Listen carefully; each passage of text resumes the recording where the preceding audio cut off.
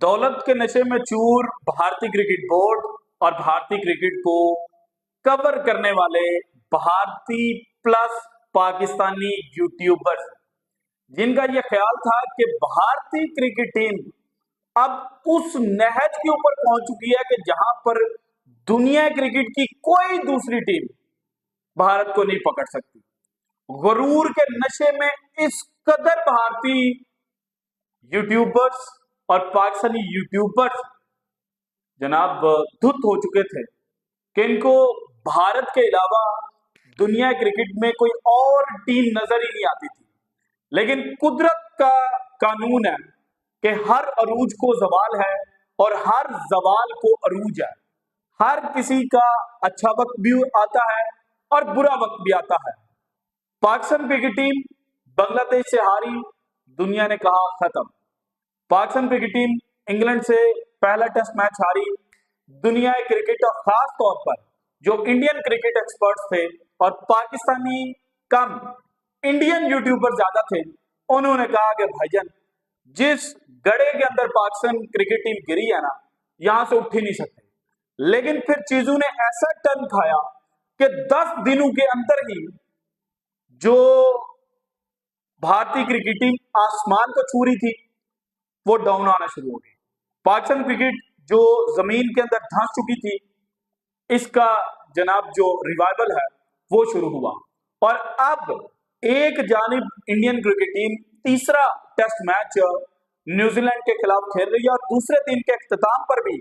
जो score card read हो रहा है उसमें समहाउ इंडिया को एडवांटेज हासिल है। और मैं देख रहा था कि जो ज्यादातर यूट्यूबर्स हैं भारतीय क्रिकेट के गुण गाने वाले, वो ये कह रहे हैं कि जनाब देखें भारत देखा 2 टेस्ट मैचेस के बाद ही वापस आ गया। लेकिन हकीकतन जिसने मैच को देखा है और जिसने कंडीशंस को टर्न लेते हुए देखा है, उसको ये पता है कि जनाब स्कोर कार्ड के ऊपर मत जाइएगा, क्योंकि यहां पर भारतीय क्रिकेट टीम के लिए 4th इनिंग के अंदर 150 रन चेज करना भी इंतहाई मुश्किल हो जाएगा। और फिर सोने पर सुहागा लें कि इंडियन क्रिकेट लवर्स स्पोर्ट्स यारी ग्रुप जो नेपाल के जीतने पर यह कह रहा था कि यह एक फैक्ट है कि दुनिया की सारी क्रिकेट टीमें पाकिस्तान से आगे हैं, अब उनको इस कदर जनाटेदार थप्पड़ पड़ा है कि हांगकांग सुपर सिक्सेस में एक जानिब पाकिस्तान क्रिकेट टीम सेमीफाइनल के लिए क्वालिफाई कर चुकी है, ऑस्ट्रेलिया के साथ उनका सेमीफाइनल होगा। अगर पाकिस्तान क्रिकेट टीम ये टूर्नामेंट जीत जाती है तो देन एक नई हिस्ट्री पाकिस्तान जनाब राइट करेगा। तो वहीं पर भारतीय क्रिकेट टीम यूएई से हार गई और क्वार्टर फाइनल के लिए क्वालिफाई नहीं कर सकी। और इस वक्त जनाब जो प्लेट टूर्नामेंट है ना, जो कि lower tournament Hong Kong super sixes के अंदर समझा जाता है, उसके फाइनल में भारत कैसे पहुंचे इसके इनको लाले पड़ गए, क्योंकि जो सेकंड टायर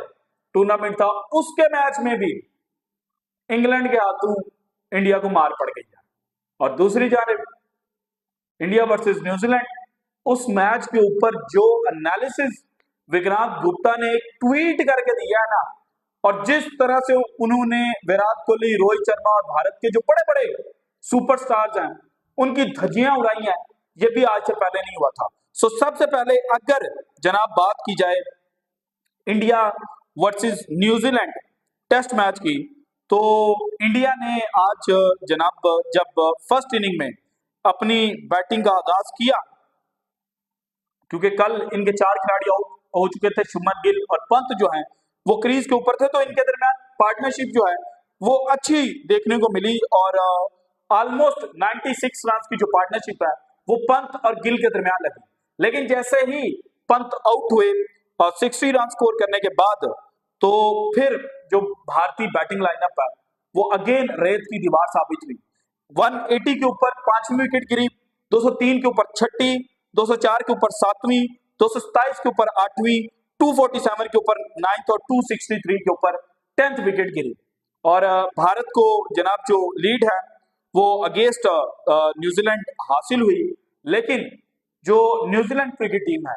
इन्होंने अपनी सेकंड इनिंग के अंदर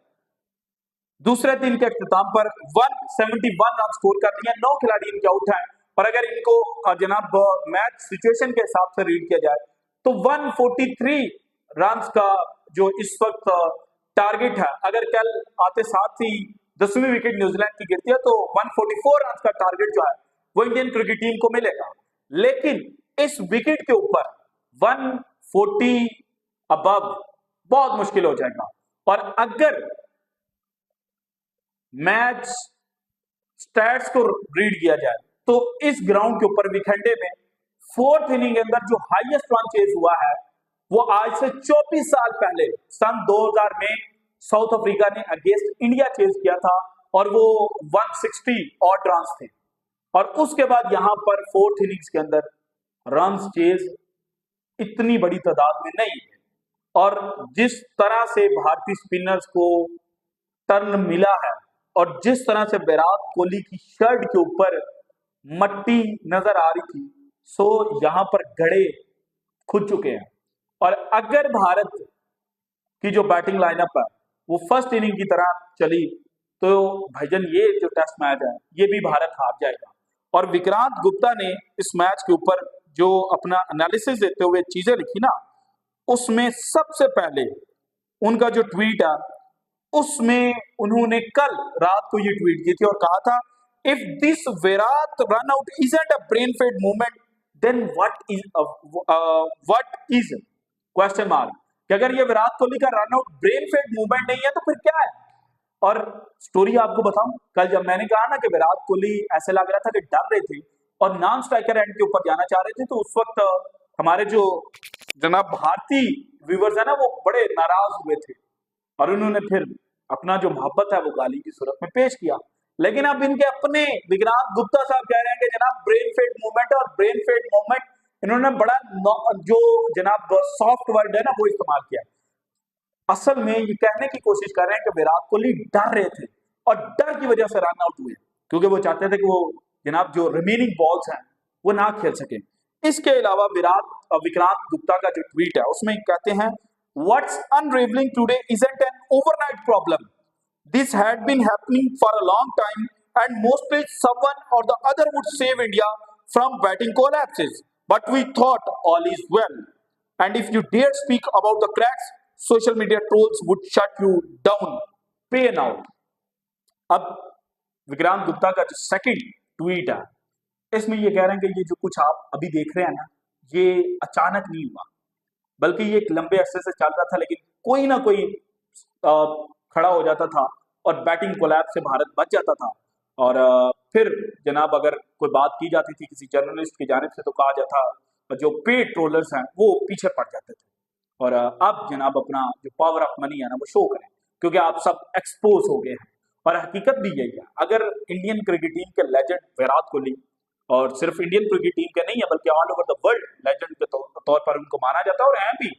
उनकी 2019 के बाद परफॉर्मेंस देखी जाए ना खासतौर पर टेस्ट क्रिकेट के अंदर, तो 2 सेंचुरीज है उनके खाते में, लेकिन दोनों सेंचुरीज जो हैं वो विनिंग कॉज के अंदर नहीं आई। फिर रोहित शर्मा जो इंडियन क्रिकेट टीम के कप्तान हैं उनकी परफॉर्मेंस को देखा जाए तो हल्की टीमों के खिलाफ वो रन स्कोर करते हैं जो विनिंग कॉज में जाते हैं, जबकि बड़ी खतरनाक टीमों के खिलाफ जो उनके रन आते हैं ना वो विनिंग कॉज में नहीं जाते। और यही वो चीज है जो विक्रांत गुप्ता साहब के सामने रख रहे हैं। अब आते हैं जनाब हांगकांग सुपर सिक्सेस में, और इसमें पाकिस्तान का सेमीफाइनल है जनाब ऑस्ट्रेलिया के साथ, और जो इस वक्त शो किया जा रहा है उसमें 10:20 के ऊपर Pakistan versus Australia Hong Kong super sixes का जो सेमीफाइनल है वो खेला जाएगा। पाकिस्तान अगर ये सेमीफाइनल जीत कर फाइनल के लिए जाता है और फाइनल फिर विन करता है तो तारीख में पहली टीम पाकिस्तान की बन जाएगी जो 6 दफा हांगकांग सुपर सिक्सेस का जो टाइटल है वो जीत चुकी है, जबकि करंटली 5-5 दफा पाकिस्तान, साउथ अफ्रीका और इंग्लैंड जो है वो इस टाइटल को जीत चुके हैं। और भारत उनके लिए जो प्लेड फाइनल है वो खेलना भी इस वक्त इंतहाई मुश्किल हो चुका है, क्योंकि वो इंग्लैंड से भी जनाब जो प्लेड कैटेगरी का मैच है ना वो हार चुके हैं। So this is it from today's episode. अगर आपको वीडियो पसंद है तो लाइक कीजिएगा, ज्यादा से ज्यादा शेयर कीजिएगा, अपनी कीमती राय का इज़हार लाजमी कीजिएगा, और अगर आपने अब तक चैनल को सब्सक्राइब नहीं किया तो कर दें। शुक्रिया, अल्लाह हाफ़िज़।